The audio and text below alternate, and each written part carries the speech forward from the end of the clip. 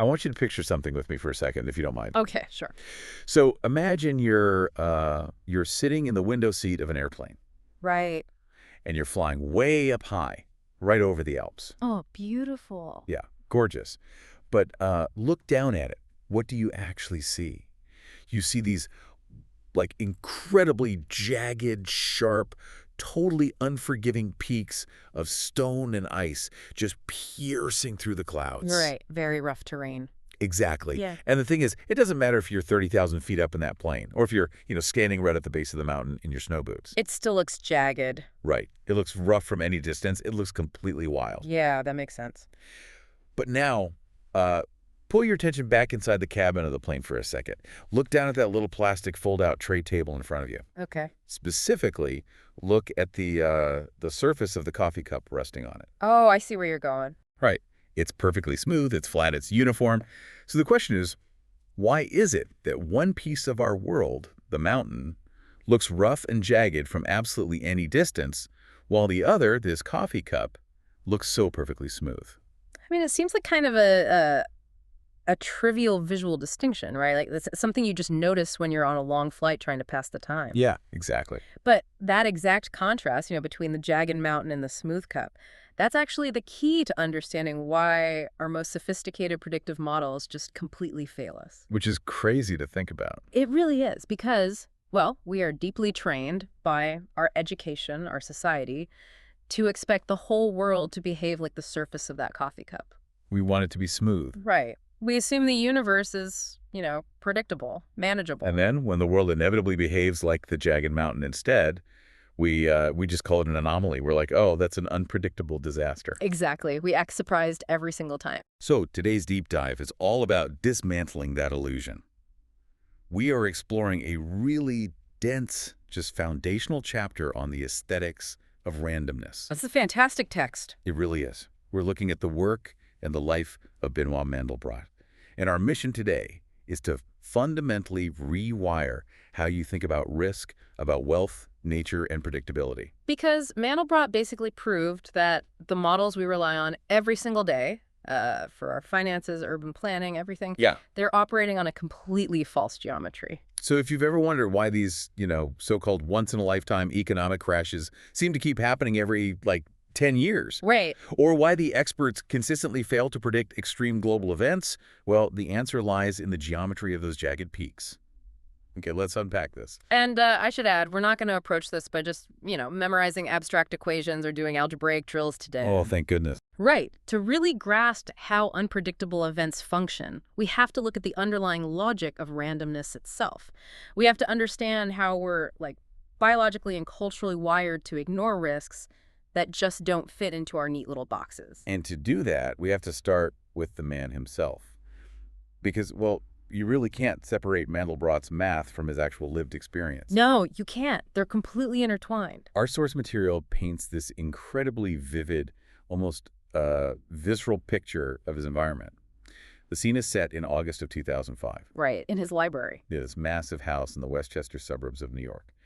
And the immediate sensory detail that the author brings up, the thing that just jumps right out, is the smell. The smell of the books. Yes. The heat of the summer sun baking the musty glue of these old French books. It's such a telling detail, honestly, Yeah. because the author describes being instantly transported back to their own childhood by that specific smell. Wow. Yeah, specifically the scent of Henri Bergson's philosophical works. There's a 1949 edition of Matière et Mémoire. Matter and memory. Exactly. And Bergson, he was deeply concerned with the difference between mechanical mathematical time and the actual messy, lived experience of human time. Oh, that is so fitting. Right. It's the perfect philosophical backdrop for a mathematician who would eventually challenge the whole mechanical, rigid view of the universe. And so Mandelbrot is there packing up these books because he was moving to Cambridge, Massachusetts. Yeah. But not to, quietly retire and play golf. No. He was going to work at a research center sponsored by a national laboratory. Which is incredible at his age. But the author notes this scent of melancholy about the move. Mostly because they felt like they were losing their direct line to the only flesh-and-bones teacher they truly respected. The author really looked up to him. Deeply. And he's described as this massive physical presence. Tall, heavy, but with this kind of baby face. And he spoke this incredibly precise, almost aristocratic French. Like from another century. Yeah. But then he'd mix it with a very standard kind of colloquial accented American English. And that linguistic blend, it perfectly mirrors his whole intellectual disposition. How so? Well, he had this old world intellectual foundation, right? But combined with a deeply pragmatic, almost street smart American approach to looking at data. I love that. A street smart mathematician. Yeah. And you really have to look at his origin story to understand why he was like that. He wasn't just some product of a sterile, perfectly manicured academic pipeline. Right. He wasn't just born in an Ivy League lab. Exactly. He was born in Warsaw, and his family had to flee to France in 1936 when he was just 12 years old. Oh, wow. And then he had to survive as a clandestine Jewish youth in Nazi-occupied France. Which is just terrifying. It is. And practically it meant he completely missed out on the standard, highly rigid French educational system. The text actually frames that as his biggest intellectual advantage, doesn't it? It really does. Because he was spared that conventional Gallic education. The uninspiring algebraic drills, I think they called it. Yes. If we think about the mathematical establishment in France at that time, like the Bourbaki group, it was incredibly formal, just obsessed with rigorous, abstract axioms. Pure theory. Pure theory. It was a world that actively disdained the messy, real-world application of math. They built these magnificent, towering castles of logic that, well, they existed entirely in their minds. Right. And the mathematicians coming out of that system, the ones dealing with uncertainty and probability, they relied on these massive, intimidating theorems. The Russian theorems. Yeah, the text brings up names like Sobolev and Kolmogorov, which, I mean, those are foundational figures, obviously. Oh, absolutely foundational. But the implication is that their followers treated these theorems like religious dogma. Yeah. They literally couldn't look at a real-world problem without running it through the filter of a Russian theorem first. And that is exactly the crux of the author's admiration for Mandelbrot. Because the standard academics, the ones Mandelbrot dismissively called the bon élève. The good student. Right, the good student. They were brilliant at coloring inside the lines. They got all the best grades. They won the Nobel Prizes. They mastered all the complex theorems. But they couldn't see the big picture. Exactly. They lacked the vision to realize that the lines themselves were drawn on the wrong piece of paper. Wow. But Mandelbrot, he didn't have that conditioning. Because he survived actual existential chaos during the war, he was completely immune to the illusion that the world could be perfectly modeled by some sterile equation. It sounds to me like the classical mathematicians were trying to measure the volume of a storm cloud using a perfectly rigid, straight wooden ruler. That's a great analogy. Mandelbrot is just sitting there saying, you know, you can't measure vapor with a straight line. You need a tool that actually reflects the chaotic nature of the cloud itself. That is a perfect articulation of it. And honestly, it explains why he gravitated toward people who lived these similarly unbound lives. Right. He didn't hang out with the standard academics. No, he had zero interest in the academic hotshots. He sought out what the text calls colorful erudites. I love that phrase. Yeah, these were individuals whose lives intersected all these multiple, seemingly contradictory worlds. Okay, like Baron Pierre-Jean de Menasse. I have to say, I could not get over this guy's biography when I was reading the source. It's wild. It is. He comes from this opulent Alexandrian Jewish merchant family. They speak French and Italian. They stylize their Arabic name to look Venetian. And somehow, they acquired a Hungarian noble title. Just a completely global, chaotic background. Right. And then he ends up at Princeton in the 1950s. And who was his roommate? J. Robert Oppenheimer. The father of the atomic bomb. And what does the Baron do? Does he go into physics? No. He converts to Christianity, becomes a Dominican priest, and establishes himself as a preeminent scholar of Semitic and Persian languages. I mean, he is the living embodiment of an unpredictable event. He's a human black swan. Truly. And the source material pairs him with another figure, Charles Tresser. Oh, the pastry chef. Yes. Tresser was this brilliant physicist doing highly complex work in chaos theory, but he supported himself by making pastries for a shop near New York City. That is so cool. And the author notes that their own father shared this exact same preference. He chose to spend his time with Jesuit priests who held PhDs in physics while teaching ancient Aramaic, rather than socializing with, scientists doing predictable assembly line research. So the common denominator here for Mandelbrot isn't just raw intelligence. It's this fundamental rejection of intellectual silos. Yes.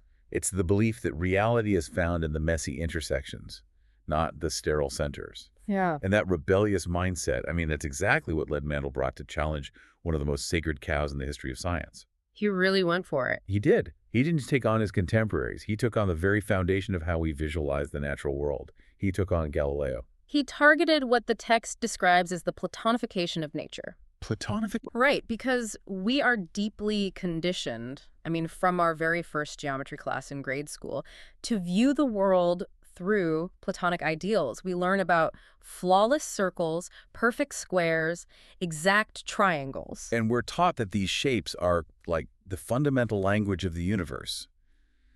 The text brings up Galileo's famous assertion that the great book of nature is written in the language of mathematics, and its characters are triangles, circles, and geometric figures.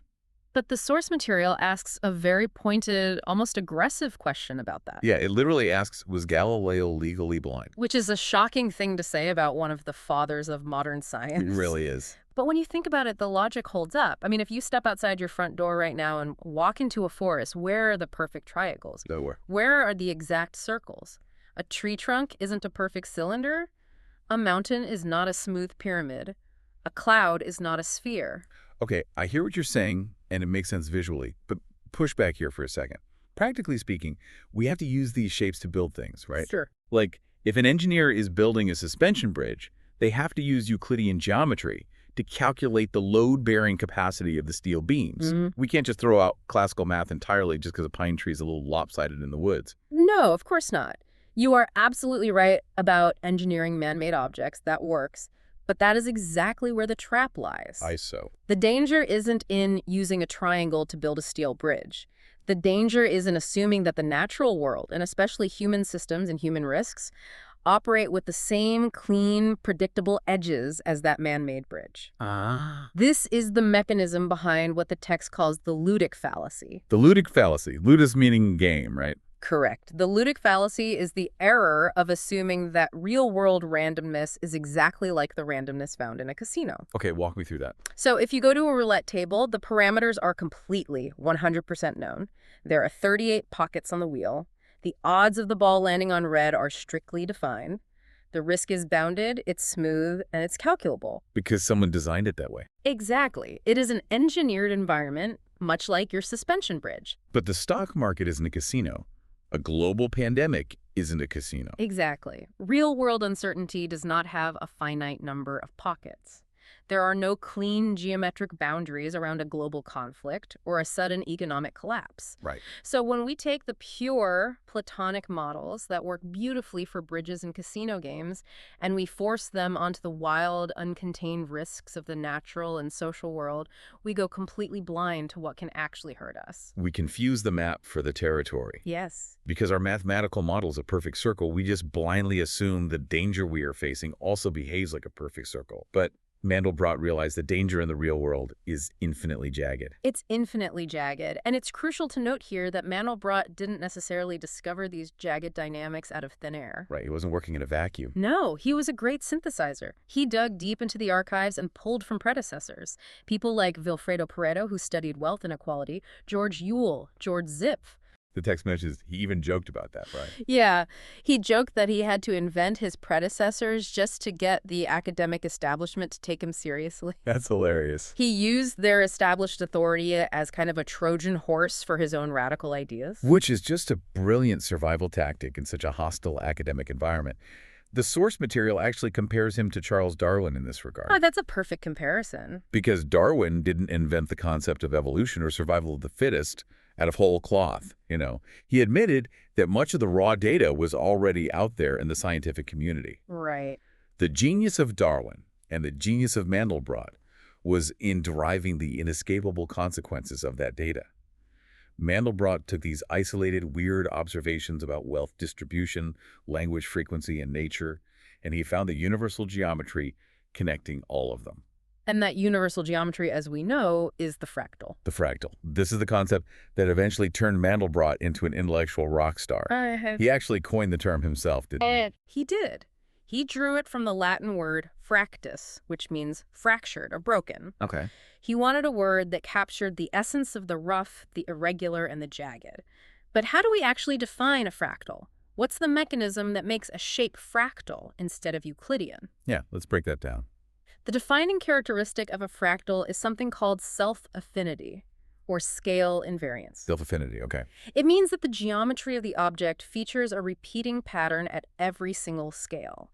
So as you zoom in on a fractal, you do not find a smooth, straight edge eventually. Like you would with a circle. Right. Instead, you find smaller and smaller versions of the overall shape.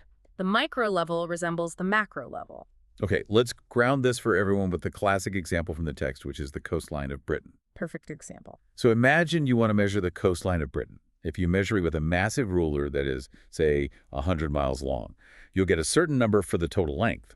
But you're essentially just drawing straight lines across massive bays and peninsulas cutting corners. Right. But if you walk the coastline with a 1-mile ruler, suddenly you have to measure the ins and outs of every smaller cove. So the total length of your measurement increases. And then if you get down on your hands and knees and measure that same coastline with a 1-foot ruler, now you are measuring the jagged edges of individual boulders on the beach. And the length increases again. Exactly. And if you use an electron microscope and measure it at the optic level, the length theoretically approaches infinity. The closer you look, the more jaggedness you find. And crucially, the jaggedness at the atomic level looks conceptually similar to the jaggedness you saw from the airplane window.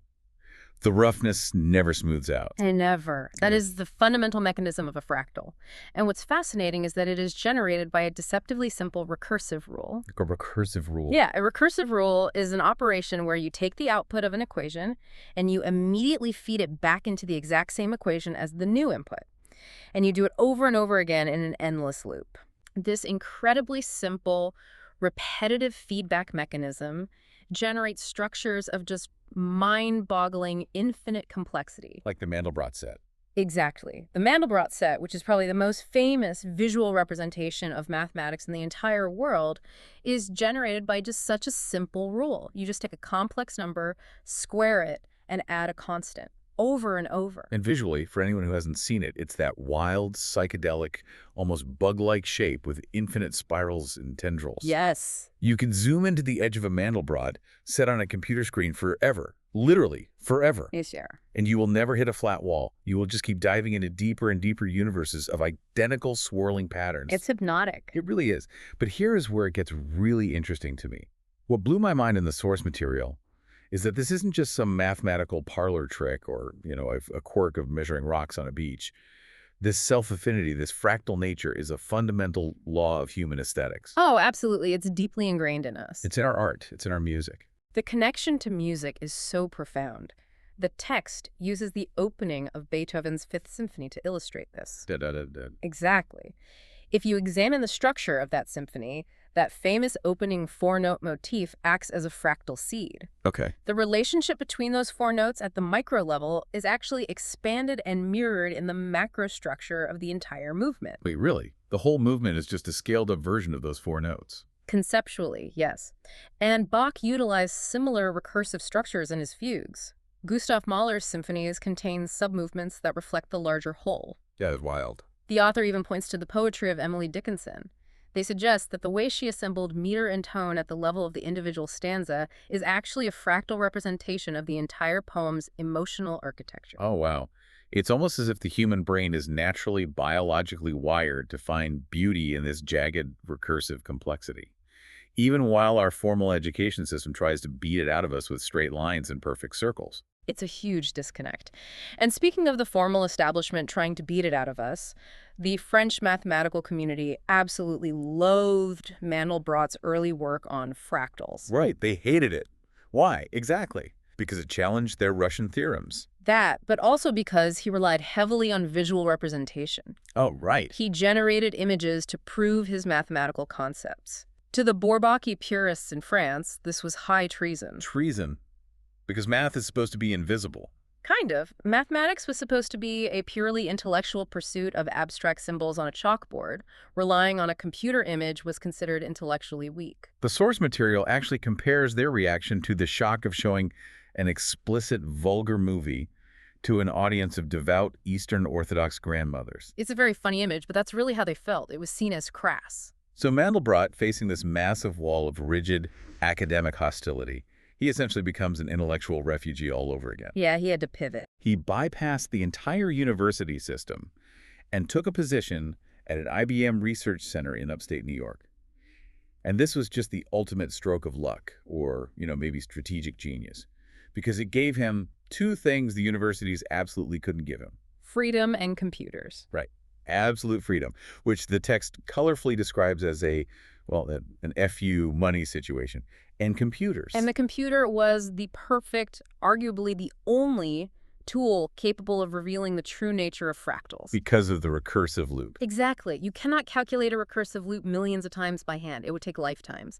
But a computer can iterate that simple equation flawlessly and endlessly, rendering the resulting complexity right onto a screen. So Mandelbrot bypassed the academic gatekeepers entirely. He generated visuals that were so undeniably compelling, so beautiful, they just captured the imagination of the general public. He went straight to the computer geeks. Yeah. The geeks, the artists, the architects. When he published The Fractal Geometry of Nature, it was a legitimate cultural phenomenon. People were blown away. He was suddenly being offered professorships in medical departments because doctors realized that human lungs and blood vessels branch in fractal patterns. Right. Nature is fractal everywhere. He became a celebrity, a literal rock star of mathematics, long before the ivory tower ever begrudgingly admitted he was right. But, and this is where we have to make a really vital connection for our listeners. Okay. It is one thing to appreciate a fractal as a beautiful piece of computer art or, a clever way to analyze a Beethoven symphony. Right, that's just aesthetics. Exactly. It is entirely another thing to understand how this geometry dictates our vulnerability to extreme events. To translate this visual geometry into real-world statistics, we have to look at the dividing line between the world we think we live in and the world we actually live in. And this brings us all the way back to our opening image.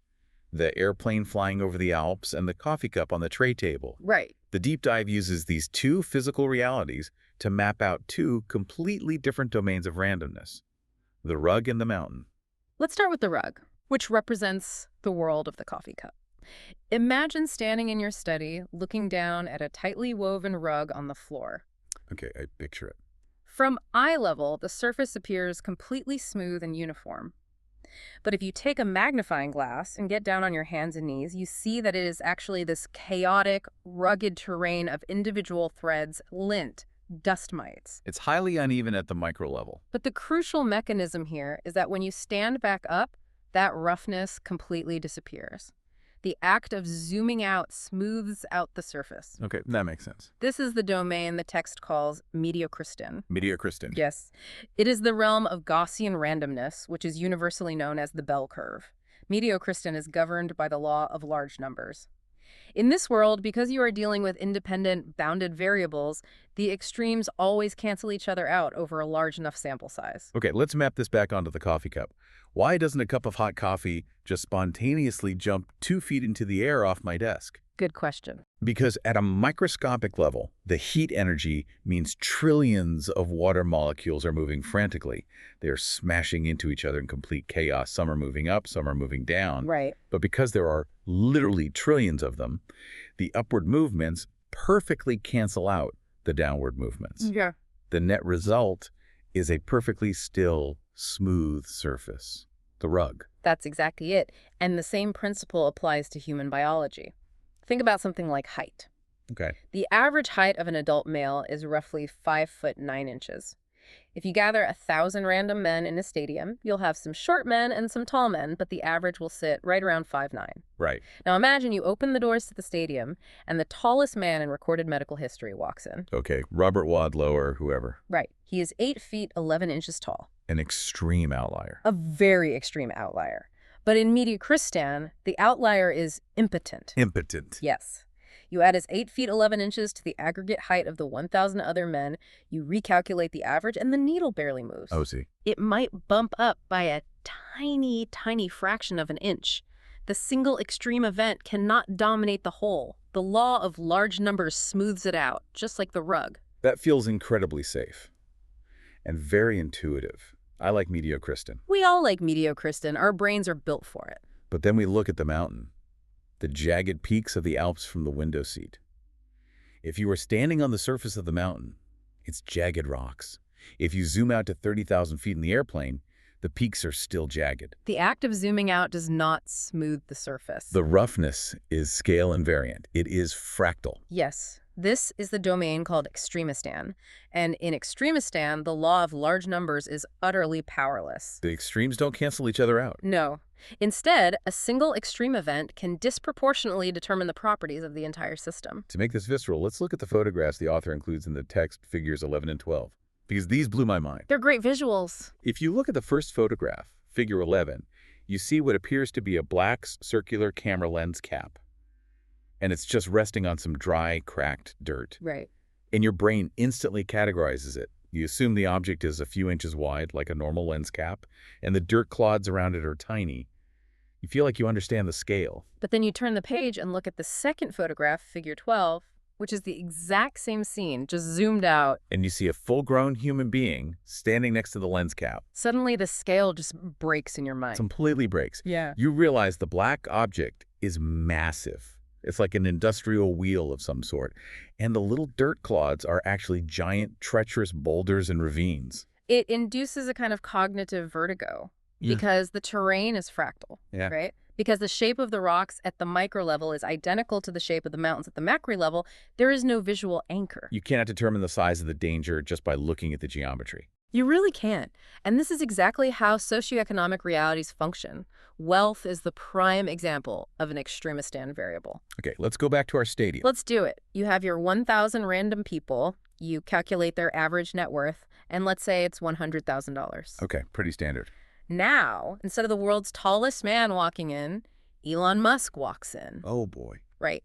The moment Elon Musk walks through that door, the average net worth of the people in that stadium skyrockets to over $200 million per person. Wow. The 1,000 other people in the room, their entire life savings, now represent a microscopic rounding error in the total wealth of the group. One single data point, one massive fractal peak. It completely obliterated the average. Exactly. So if I'm a bank or an insurance company or, heaven forbid, a government, and I assume that financial markets operate like height or weight. If you use a Medeo-Christian bell curve to predict risk, I am fundamentally exposed to complete ruin. I am expecting a smooth rug, and I am going to be impaled by a fractal mountain. impaled is the right word. And this terrifying realization leads to what is probably one of the most incredible historical anecdotes in the entire source material, the story of George Shultz. Yes. Let's talk about 1963. In 1963, Mandelbrot presented his research showing that the prices of commodities and financial securities behave like fractals. They belong to extremistan. Not the bell curve. Not the bell curve. And the initial reception was actually enthusiastic. George Shultz, who was the dean of the University of Chicago Graduate School of Business at the time. And who would famously go on to serve as Secretary of State under Ronald Reagan. Right. Huge figure. He saw the data, and he was so impressed that he personally called Mandelbrot and offered him a professorship at the university. Which is just the absolute pinnacle of the academic establishment accepting the rebel. He made it. He did, but then what happens? I know, it's crazy. Guess what happens? That exact same evening, Shultz called Mandelbrot back and rescinded the offer. Just yanked it right back. Hmm. In one day. But why? Did they find a flaw in his math? Did he carry a one wrong? No, the math was perfectly sound. He rescinded it because the economics department realized the existential threat Mandelbrot's math posed to their entire discipline. Oh. If financial markets are fractal, if a single massive price swing can wipe out a decade of average returns, then every single economic model built on the Gaussian bell curve is functionally useless in the real world. Which means all of their portfolio theories, their risk assessment models, their academic tenure, and eventually all their shiny Nobel Prizes were built on an illusion. It was a total intellectual house of cards. And they knew it. They did. If you accept Mandelbrot, you have to throw out modern financial theory, and the economists simply couldn't stomach it. They preferred the comforting precision of a model that worked beautifully on a chalkboard, even if it was guaranteed to blow up in the real world during a crisis. The source material is scathing here. It uses the Latin phrase margaritas ante porcos. Casting pearls before swine. Right. Mandelbrot handed them the key to understanding catastrophic risk, and they rejected it just because it made their lives too complicated. I want to pause on this for a second because it feels like a really crucial junction for us. If the traditional economists reject infractals because they broke all their neat models, what do we actually do if we accept them? Right. How do we use it? Yeah. If we accept that we are living in the jagged terrain of extremistan, how do we measure anything at all? What replaces the bell curve? The mathematical alternative to the bell curve in extremistan is something called the power law. The power law. Yes. A power law describes how things scale in a fractal environment. Instead of variations clustering tightly around an average and then just dropping off a cliff into impossibility like the bell curve does, Right. a power law dictates that as an event gets larger, its frequency decreases by a consistent fractional exponent. Okay, let's unpack that mechanism carefully, because I really don't want us to sound like a statistics textbook here. Yeah. How does a power law actually function in a real-world scenario? The source material uses the publishing industry as a brilliant example. The sales of books are purely fractal. They belong firmly in extremistan. So let's say you are looking at the data for a given year, and you observe that 96 books sold more than 250,000 copies. Okay, 96 books hit 250,000. Now, you want to estimate how many books will sell double that amount, 500,000 copies. Okay. In a linear world, you might just cut the number in half, or in a Gaussian world, you might assume the odds drop to near zero, because 500,000 is an extreme deviation from the average book that only sells like 500 copies. Exactly. But in a power law world, you apply an exponent. Let's assume the exponent for book sales is approximately 1.5. Okay, 1.5. To find out how many books hit 500,000 sales, you take the ratio of the increase, which is 2, since 500,000 is double 250,000. Right, double. You raise that ratio of 2 to the power of 1.5, which gives you roughly 2.8. Okay. You then divide your original 96 books by 2.8. And you get roughly 34 books. Okay, so 96 books sell over 250,000, and 34 books break 500,000. And if you want to know how many will sell 1,000,000 copies, which is 4 times your original baseline, you run the exact same calculation. 4 to the power of 1.5 is 8. You divide 96 by 8, and you get 12 books. That has a really beautiful internal logic to it. It scales infinitely. If I want to know how many books sell 10 million copies or 100 million copies, the math still works. It doesn't break down like a bell curve. It doesn't. But wait, if we have this power law math and it works, why did the economists panic? Why didn't Schultz and his guys just swap out the bell curve for a power law equation and go on winning their Nobel Prizes? Because of the terrifying sensitivity of the exponent. The sensitivity. The power law is structurally correct, yes, but practically it is an absolute nightmare to apply with any real precision. The author points us to tables 2 and 3 in the text to illustrate this. Let's look at those. Table 2 lists estimated exponents for various phenomena. The exponent for the frequency of word use in a language is about 1.2. Okay. The exponent for the magnitude of earthquakes is around 2.8. And the exponent for the net worth of Americans is estimated to be roughly 1.1. Okay, and table 3 is where the bomb drops, right? Yeah, it is. Table 3 shows how the wealth of a society is distributed based on tiny, tiny fluctuations in that exponent. Walk me through it. Let's look at the share of total wealth controlled by the top 1% of the population. If your power law exponent is calculated to be 1.3, the math says the top 1% controls 34% of the total wealth. Which is significant inequality, obviously, but perhaps manageable for a society. But if you make a tiny error in your measurement, if the true exponent is actually 1.1 instead of 1.3. If the exponent shifts by just 0.2. If it shifts down by 0.2 to 1.1, the share of wealth held by the top 1% violently skyrockets from 34% up to 66%. Oh my God. A microscopic change in the exponent completely alters the macro reality of the entire system. That is deeply unsettling. I mean, if I am a government policymaker and I build an entire tax infrastructure based on an exponent of 1.3, but the reality is 1.1, my entire society could collapse into oligarchy and revolution, and I literally wouldn't see it coming until it was too late. And here's the truly paralyzing part. You can never know the exact exponent with perfect certainty. Never. Never. These exponents are not handed down to us on stone tablets. We have to derive them from historical data. The author actually shares a story of working with a team of quantitative analysts. Right. They analyzed a massive set of 20 million pieces of financial data. Every single analyst had access to the exact same numbers, yet they could not reach a consensus on what the precise exponent was. They all agreed they were looking at a fractal mountain. Yeah. They just couldn't agree on exactly how steep the cliff was. Exactly. Which leads directly to what the text calls the masquerade problem. The masquerade problem. Because we cannot precisely nail down the exponent, A fractal system can actively deceive us. How does it deceive us? You might be observing a system that possesses a highly dangerous exponent, let's say 1.7.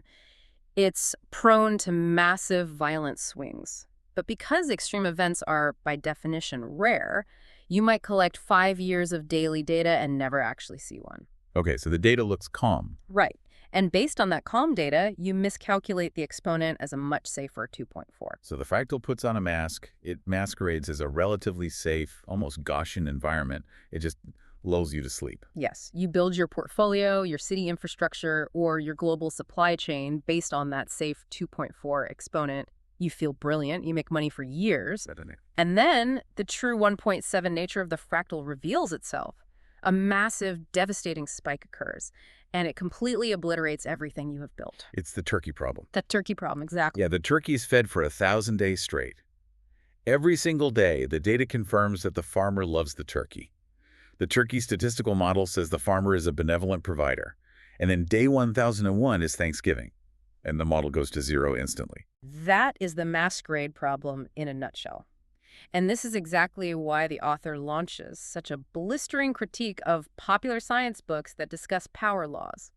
Books like Mark Buchanan's Ubiquity, Philip Ball's Critical Mass, or Paul Ormerod's Why Most Things Fail. Right. It's interesting, though, because the author actually praises the core premise of those books, don't they? They aren't wrong about the underlying reality. No, they are completely correct in identifying that power laws govern social dynamics, avalanches, market crashes, the spread of ideas.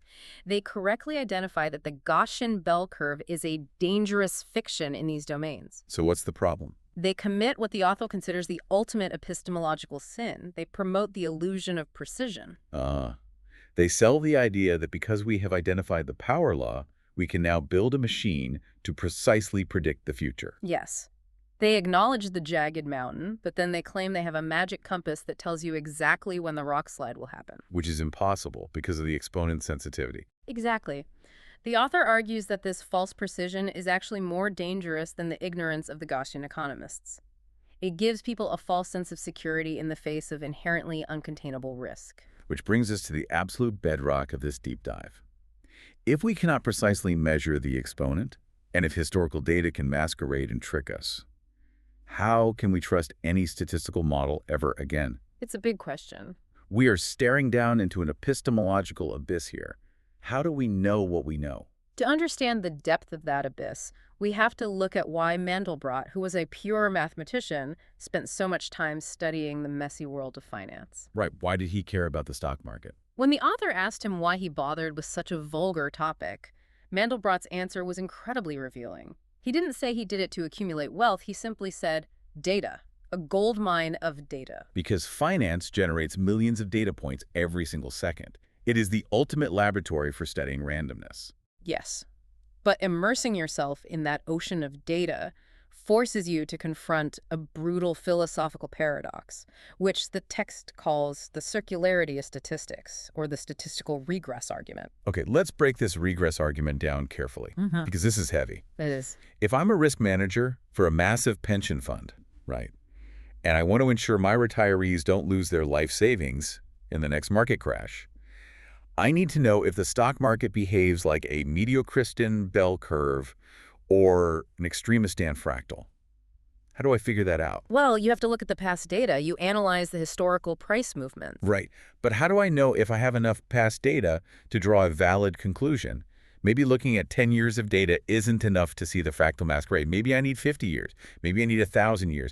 How do I determine the required sample size? Here is the trap. To know how much data you need to be statistically confident, you must already know the probability distribution of the environment you are measuring. Wait, run that by me again. If it's a Gaussian bell curve, a small amount of data is efficient because the law of large numbers smooths things out rapidly. But if it's a fractal power law, you might need an exponentially larger data set to capture the rare, massive spikes that define the system. Wait a minute. So I need the data to figure out what the distribution is, but I need to know the distribution to know if my data is valid. That is the regress argument. It is an impossible, unbreakable loop. You cannot empirically prove the distribution without the data, and you cannot validate the data without assuming the distribution. It's like trying to measure the depth of the ocean with a rope. but you don't know how long the rope needs to be until you already know how deep the ocean is. Exactly.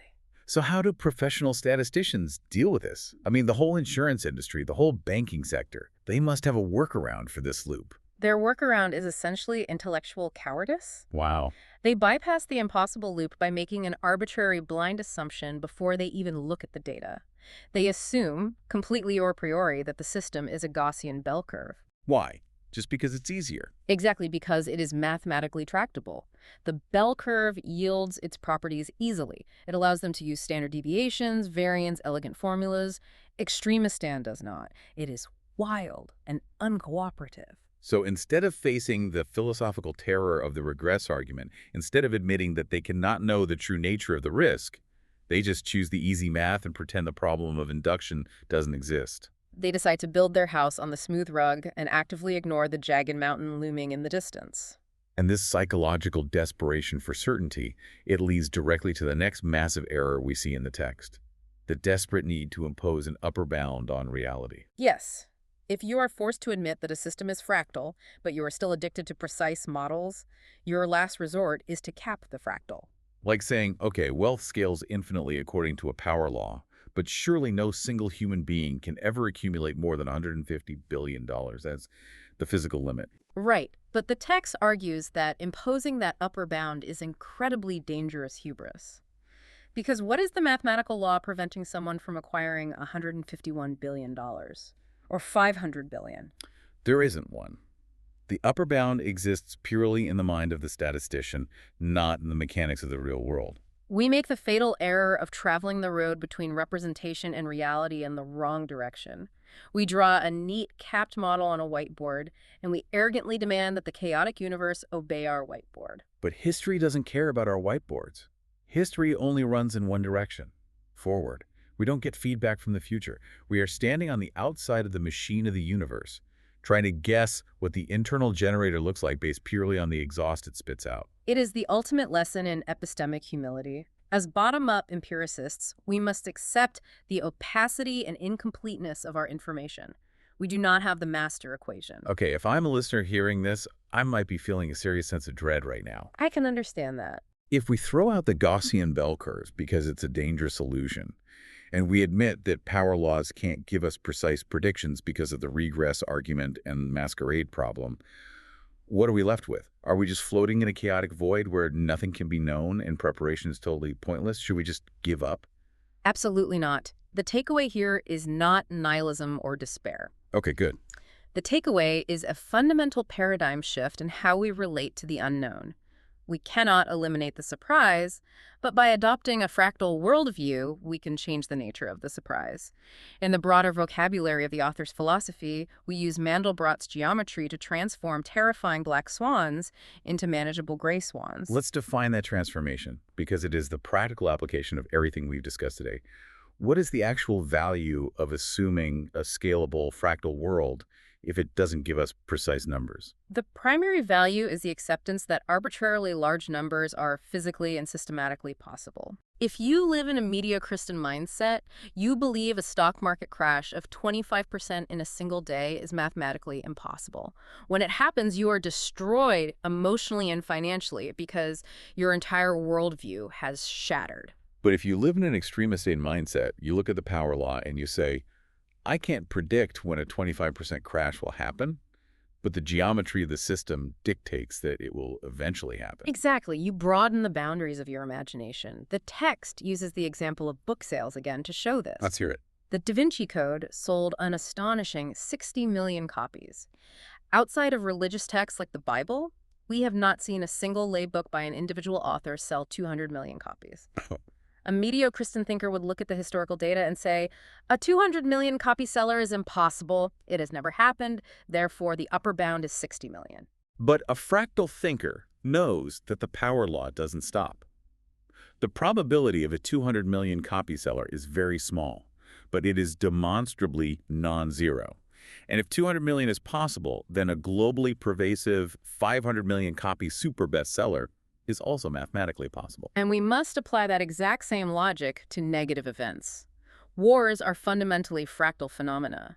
The devastation of the Second World War was unprecedented, but a fractal worldview forces us to accept that a conflict vastly more destructive than WWII is a non-zero probability. It is a grim realization, but acknowledging the possibility is the first step toward true robustness. It is, and this shift in perspective is rooted in a fascinating linguistic and philosophical distinction that Mandelbrot explored with another erudite thinker, Marcel Paul Schutzenberger. Yes, the linguistics part. They were discussing the categorization of randomness, and they looked at the nuances of the French language. They focused on the profound difference between the words hazard and fortuit. Hazard and fortuit. Break those down for us. Hazard traces its etymological roots back to the Arabic word azar, which translates to the dice used in a game. Okay, the dice. This represents tractable, modelable randomness. You understand the parameters of the dice, even if you don't know the outcome of the next roll. You can conceptualize the risk. And what about fortuit? Fortuit represents the purely accidental. It is the unforeseen, the epistemically opaque. It is the danger that arrives from a direction you didn't even know existed. It is unmodelable. And the author also layers in the Arabic concept of risk, meaning property or wealth, which ties the nature of uncertainty directly to what we stand to lose. Yes. So how does this map onto Mandelbrot's fractals and our concept of swans? Right. Mandelbrot's fractals deal with hazard on a cosmic scale. They map the territory of extremistan. They allow us to conceptualize gray swans. Great. A gray swan is an extreme event that is modelable in its existence, if not its timing. A massive earthquake, a global pandemic, a hyperinflationary economic collapse. These are gray swans. Because we know the world is fractal, we know these massive peaks exist on the terrain, we can conceive of them. A true black swan, in the strict definition of fortuit, is the unknown unknown. It is the alien invasion. It's the risk so completely outside our paradigm that we cannot even formulate a thought about it. Exactly. We can do very little to prepare for a true fortuit black swan. But by accepting Mandelbrot's fractal geometry, we domesticate a massive portion of the unknown. We take extreme events that a Gaussian thinker would call a black swan, and we downgrade them to gray swans. The text mentions Didier Sornet here. He's a physicist who builds highly complex econophysics models trying to predict market crashes. Right. And the author notes that while they wouldn't trust Sornet's models to make a precise bet-the-farm daily trade because of the regress argument and the impossibility of exact precision, the framework itself is a lifesaver. Because the framework forces you to abandon the illusion of the smooth rug. It forces broad-minded, structurally robust thinking. It's the difference between walking through a dense jungle, believing it's an empty, manicured city park, versus walking through that same jungle, knowing that tigers live there. That's a perfect way to put it. Mandelbrot's math doesn't give you a schedule of exactly what time the tiger will cross your path, but it tells you the tiger exists. And just knowing the tiger exists changes everything. It changes your posture, it changes how you step, it changes your entire relationship to the environment. You mitigate the catastrophic surprise by accepting the nature of the terrain. You survive extremistan not by predicting it perfectly, but by refusing to be fragile to its inevitable extremes. Wow, what an incredible intellectual journey. Let's take a moment to look back at the ground we've covered today. We covered a lot. We did.